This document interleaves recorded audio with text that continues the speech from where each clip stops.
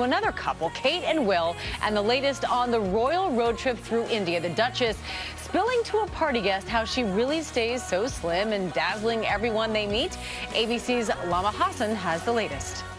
This morning, the Duke and Duchess of Cambridge visiting some of India's most vulnerable street kids at New Delhi's main railway station, hearing their harrowing experiences firsthand. They do a lot of work with young people at home, and they really want to bring that over here to India as well.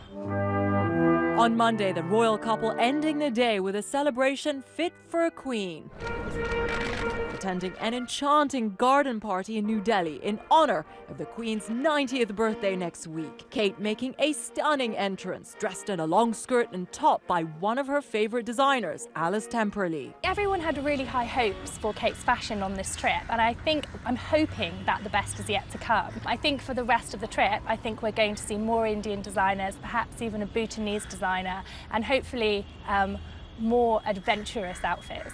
And when asked by one of the party guests how she stays so trim, she gave Prince George and Princess Charlotte all the credit, telling them, "I'm running after my kids." The royal couple in charge of cutting the Queen's birthday cake with a sword. Then William delivering a heartfelt speech to the crowd, paying tribute to his beloved grandmother and Britain's long-reigning monarch. I'm incredibly lucky to have my grandmother in my life. As she turns 90, she's a remarkably energetic and dedicated guiding force for her family. And also very much the head of the family.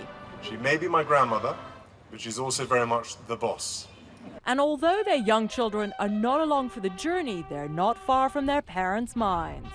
George and Charlotte, too, will discover how lucky they are to have such a wonderful great-grandmother, a role model for the rest of their lives. For Good Morning America, Lama Hassan, ABC News, London. And you can get all the latest on Will and Kate's trip at goodmorningamerica.com on Yahoo.